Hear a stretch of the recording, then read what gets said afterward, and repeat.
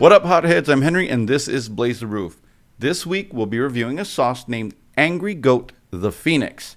Angry Goat has come up recently quite a bit. They do have a lot of great sauces. The company itself is called Angry Goat Pepper Company, also known as Rabbit Patch Farm LLC. Basically, the founder, I forgot the name of the founder, but was tired of the corporate world and already had a small hobby farm. Started off making or selling goat meat, and then made spiced jellies to go with it, hence Angry Goat, and expanded to hot sauces. The city it's out of, well, actually the production facility is out of Bradford, Vermont. A little bit about Bradford. The first settler was a man named John Hosmer in 1765. It was originally called Waitstown, then Moorestown, then finally Bradford in 1788. It doesn't have that many famous people, but James Wilson, the very first globe maker for the United States, was born here. Now let's look at the packaging.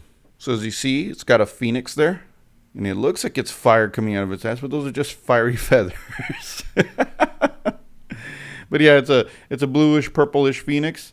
The border itself is a lavender, almost bluish purple. Maybe periwinkle. I don't know. I didn't have like the 128 crayon set.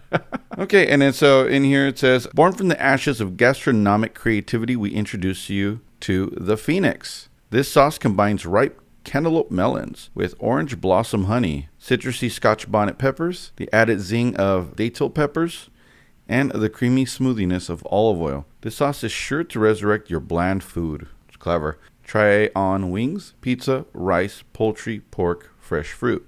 Okay, now let's look at the ingredients. The ingredients include cantaloupe melon, distilled white vinegar, lime juice, yellow Scotch bonnet mash, orange blossom honey, peaches, sweet onions, olive oil, ginger root, datil pepper powder, sea salt, garlic powder. So the ingredient I'd like to focus on here is the cantaloupe melon. Technically, the U.S. cantaloupe, as they say, is actually a reticulated musk melon. But who wants to eat a musk melon, right? The European cousin of the cantaloupe has a light green or pale green rind that's ribbed. The U.S. version has the netted skin, right, and has a very strong scent. The cantaloupe melon also has a lot of relatives. Aside from all the melons, squashes, we're talking pumpkins, gourds, cucumbers. I mean, there's a lot. No one knows when it first showed up to the U.S. No one can really track its origins. They just know that it's here. And when ripe, they fall off the vine on their own. And they are packed with vitamin A and antioxidants. Of course, you don't want too much vitamin A. Vitamin A is toxic, people. Remember that. Before we get any further, let's hear from this week's sponsor. Ever look at your toilet and wonder why it isn't more regal? That's a thing of the past now with the Throne, the toilet seat you have to step up to. At 5 feet tall, you'll feel like royalty as you take your morning constitutional. If you had subjects, you'd be able to look down on them with ease. Talk about being on a pedestal, or shall I say pedestal. Complete with a padded seat warmer and built-in bidet, your tushy will definitely be cushy with the Throne. It's time for your ascension.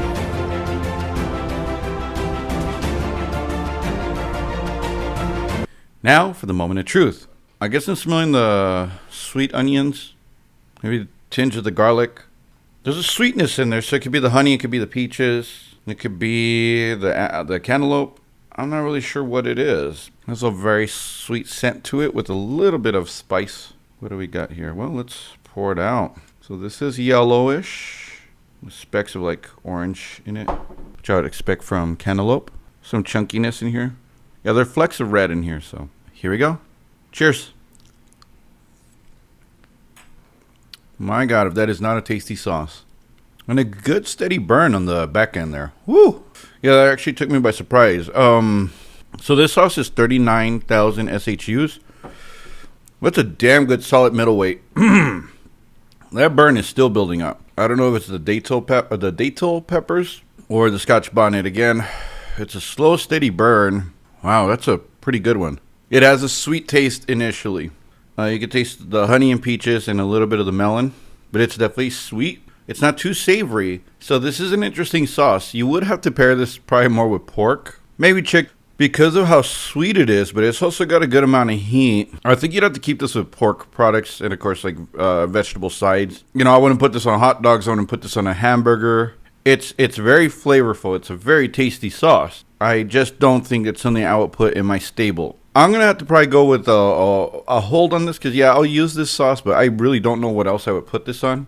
I mean, it's not sweet enough to be a dessert sauce, but it's also not savory enough to use with much else. It's an interesting one. Whatever, because I mean, it uses, instead of regular onions, it uses sweet onions. There wasn't that much garlic in this, I believe. Garlic powder was the last ingredient. So yeah, I mean, ginger root. So it's going to be brighter and sweeter. It is a very bright tasting sauce. So, okay, well, next week I'll be reviewing a sauce named, I don't know if you've heard of the company called Tabasco. I don't know. Never heard of them before, so I hope they're pretty good. I'm going to be reviewing their scorpion sauce. One that is actually has a lot of followers. A lot of people really dig this sauce. I'm excited about it. So yeah, we'll see how it goes. All right. Until then, I'm Henry, and remember, spice up your life.